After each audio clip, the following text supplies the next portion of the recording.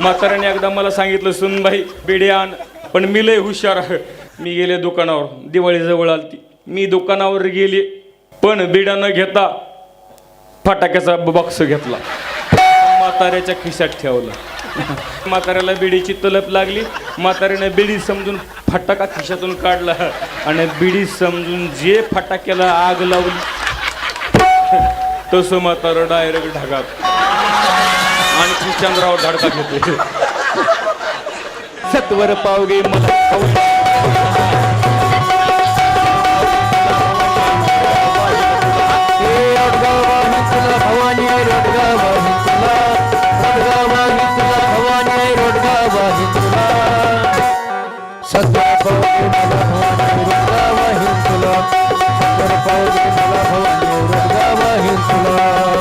काय सांगायचे मंडळी.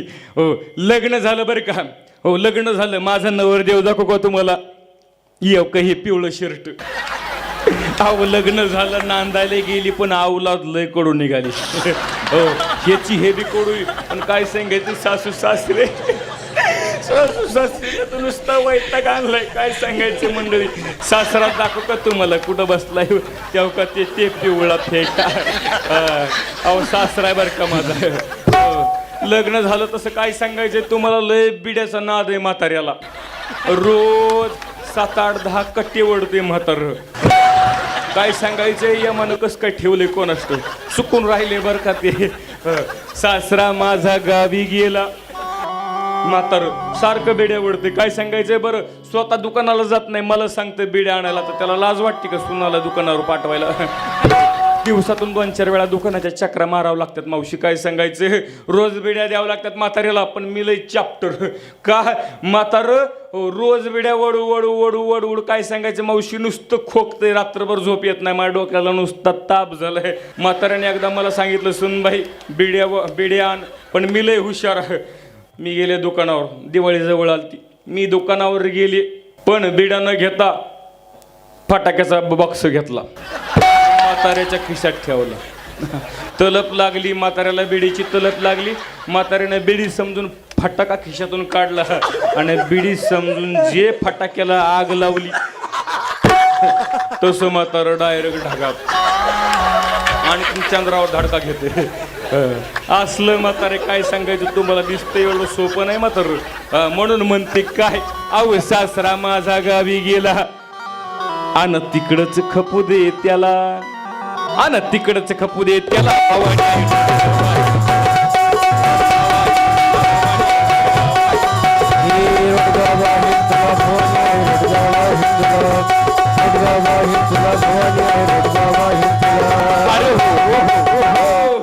अहो सासू माझी जाच करती.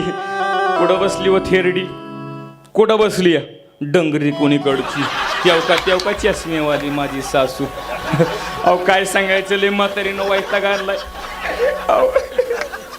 सारखं कोणतंही काम केलं का म्हातारी म्हणती बायडे तुला कामच जमत नाही. सुनबाई तुला संसारच जमत नाही. आता पण काय सांगू म्हातारीला. अहो खुशाल एवढी मोठी म्हातारी झाली मला म्हणतीस तुला संसार जमत नाही. मावशी मला सोन्यासारखी 17-18 लेकर झाली म्हणती संसार जमत नाही. कळत नाही उगाच एवढी लेकर झाली का मला. अहो माझे पहिले नवरे आणखीन पण नाव काढतात. म्हणते संसार करावा तर हिनच करावा. आणि म्हातारी म्हणते मला खुशाल कळत नाही. अहो काय सांगायचं एवढे नवरे केले माय पण कोणाचं नाव नाही ठेवून घेतलं. आणि सासू माझी जाच करती. अहो सासू माझी जाच करीती अन बोडकी कर ग तिला. अन बोडकी कर ग तिला.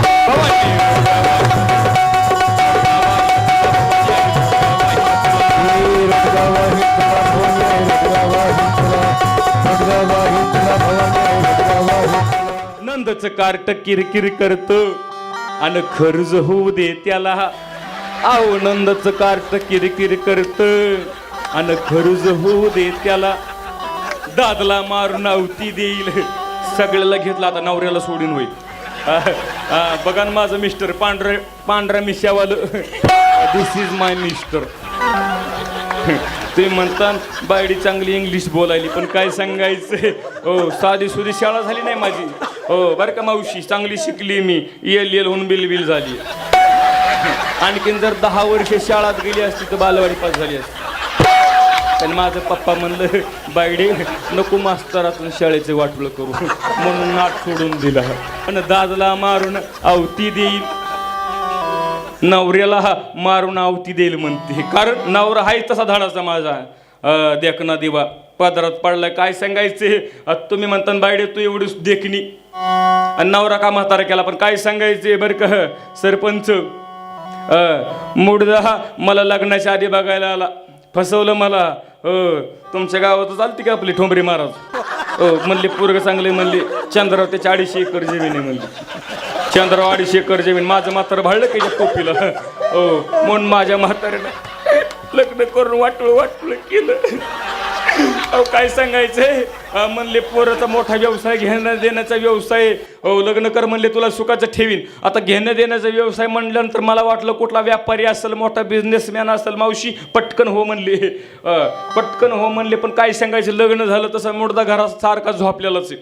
सकाळी झोपलेला आहे, दुपार झोपलेला, संध्याकाळ झाली झोपलेला आहे, रात्री झोपलेलाच आहे. काय सांगायचे म्हणून तुमच्या ठोंबरे महाराजांना बोलून घेतलं. म्हणलं महाराज तुम्ही म्हटले पोरग चांगले कमवते, म्हणले घेणं देण्याचा व्यवसाय हे सारखं झोपलेलंच असते. काय घेणं देण्याचा व्यवसाय ते म्हटले बायडे तू नीट ऐकलं नाही म्हणले, याचा घेणं देण्याचाच व्यवसाय. मी म्हणलं काय घेणं देण्याचा व्यवसाय, पोरग सारखं झोपलेलं आहे. ते म्हणले घेणं देण्याचाच व्यवसाय. म्हणलं काय घेत आणि काय देते. ते म्हणले हे बघ, म्हणले जांभळ्या देते झोप घेते. दादला मारून आवती देईल अन मोकळी कर ग मला. अहो एका जनार्दनी सगळेच जाऊ दे बर का, एका जनार्दनी सगळेच जाऊ दे. हे मंडपात बसलेले नाही बर का, नाही तर तुम्ही तान हाणायचे मला. एका जनार्दनी सगळेच जाऊ दे, पण कोणते कोण सगळे जाऊ दे. नाथ महाराज म्हणतात एका जनार्दनी सगळेच जाऊ दे आणि एकटीच राहू दे मला. सगळेच जाऊ दे कोण आणि एकटीच राहू दे कोण. एका मिनिटामध्ये सांगते पुढच्या भारुडाला सुरुवात. वेळ कमी सोंग जास्त झाली, जगत कार्यक्रमाला उशीर झाला. एका जनार्दनी सगळेच जाऊ दे.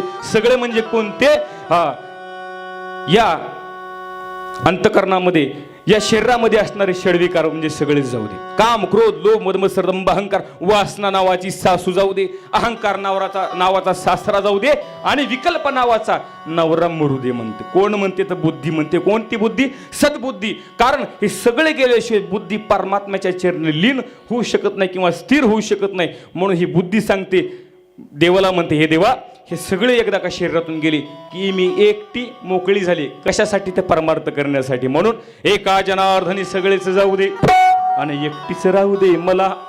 आणि सत्वर पाहू ग मला.